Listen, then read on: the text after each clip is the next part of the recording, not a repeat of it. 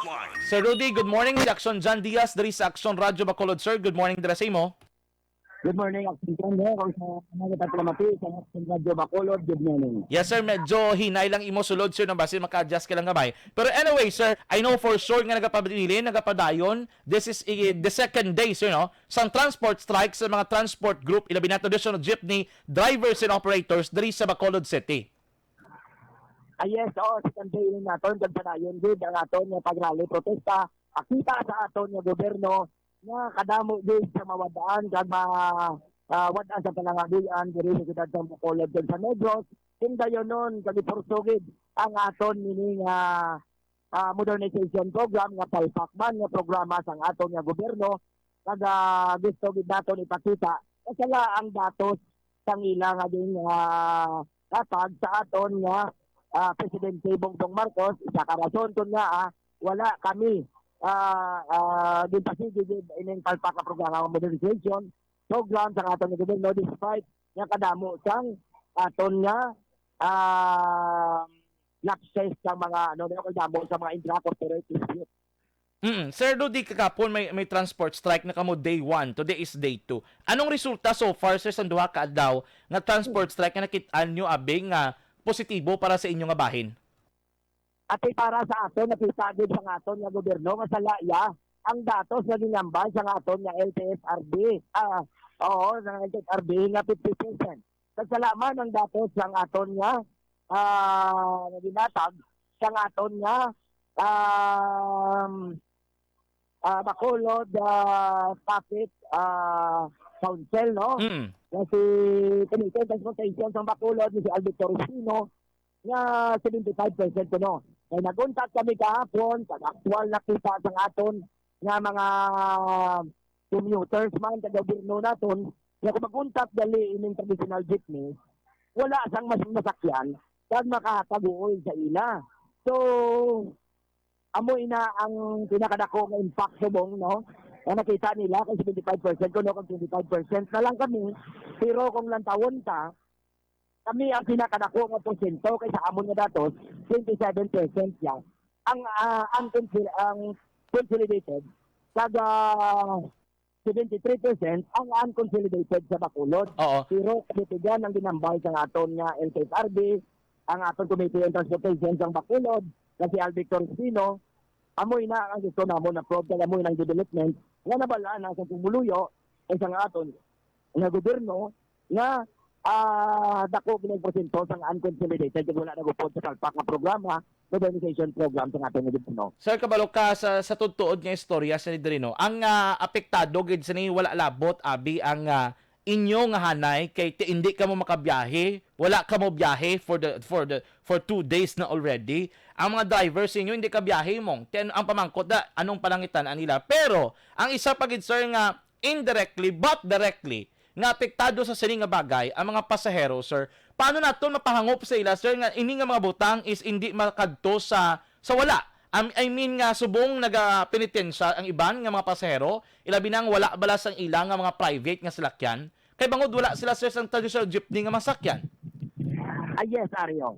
Ang gusto namon ipahangad sa ipabalo sa atin ng mga pinalangga nga commuters, hindi kami gusto sa sini nga sitwasyon. Gusto namon magbiyahe, gusto namon i-cater ang inyo kinahanglan, gusto namon may masakyan kamo nga barato tag 20 pesos, tugtog 30 pesos, kag hindi kamo gusto namon nga mag-suffer.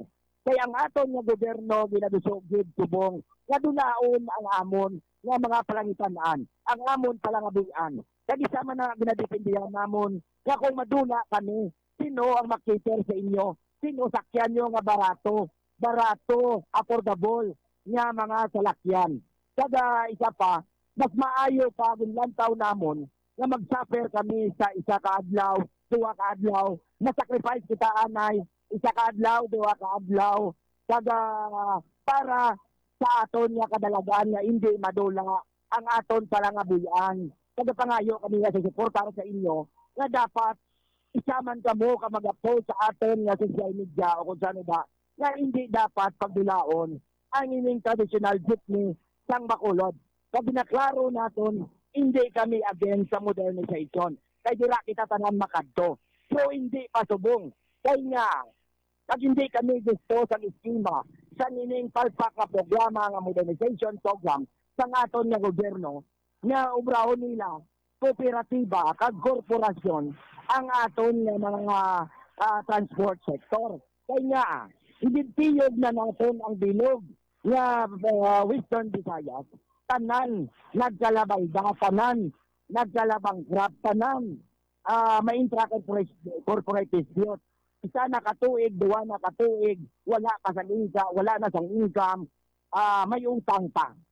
So, hindi kami gusto na maabsan ina namon. Kag sa aton man nga commuters, ang gusto namon matabo, suportaran nyo man ini, kaya nininggay mo namon hindi lang para sa amon. Wala bala kamo kabalo. Nga kung wala ng traditional jeepney, ara na subong sa ilang nga taripa, 30 pesos, top 40 pesos.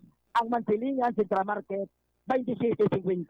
Ang aton nga Granville hasta sa Cedar Market, 32.50. Si karon kaya bala sang aton nga mga commuters, kanina nga plitihan, kasi balaan taman ang sildo, wala man gasaka. Kagabalo man ta, kung magsaka ang aton nga plitihan, may domino effect na masaka ang tanan-tanan. Ang pamangkot, nagasaka bala ang aton nga sildo kay wala. Ang amo na sa pinalangga namon nga commuters, hindi kami gusto sang sini nga sitwasyon. Gusto yan namon nga magbiyahe para mapipangitanan na kami. Pero kung magbiyahe kami subong, ginagipit kami sa aton gobyerno. Especially ang local government, ang aton LTFRB, ang aton nga LTO, kay pauntaton kami nila, kaya hindi na kami pagrinyuhon. Hindi man pwede nga nagabiyahe kami, nga wala kami sang rehistro. Subong gabiyahe ang mga salakyan, mostly 80% wala sang registration. Makaluluoy ang aton nga mga commuters. Kag makaluluoy ang aton driver and operators. Sinatag sang local government sa syudad sang Bacolod ang dako nga responsibility sa amon nga magagmay nga driver kag operators. Kaya ang aton diri nga punto nga why ang local government? Because a local chief executive o kung ang mayor may kapasidad na maghambal nga hindi anay pag-implementar dire. Kaya makaluluoy ang amon nga ang mga constituents ang akon nga pumuluyo. Kada mo inang wala gin perform ni Aldi Benitez para sa amon subong. Kahapon nga adlaw, nagsettle kami dito, wala Aldi Benitez na nakatubang sa amon, kundi ang ila lang abogado, kag ang ila executive. So wala gyapon sang justisya, kay wala sang decision making nga natabo. Tapos lang ni ang problema. Ang balon lang sang LTFRB nga kaniara kita sa memorandum circular 053 nga naghambal. Sir Rudy, just to cut you short, anay no, kay medyo ipit ko sa tempo. Ang next ko na lang sa concern, no, I know that's the situation. Napresenta na kapon nga wala gid man nagatubang abing alkalde sa inyo and amo na ang pwede tali nga mahimo. Pero sa san-o ang transport strike for this particular series? Ati sa subong, duwa lang ini siya kadlaw.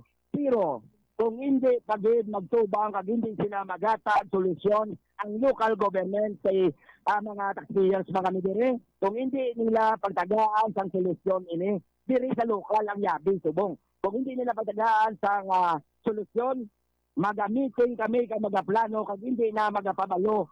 Agami ara kami sang series of rally protest para pag-ublahon. Okay, sige.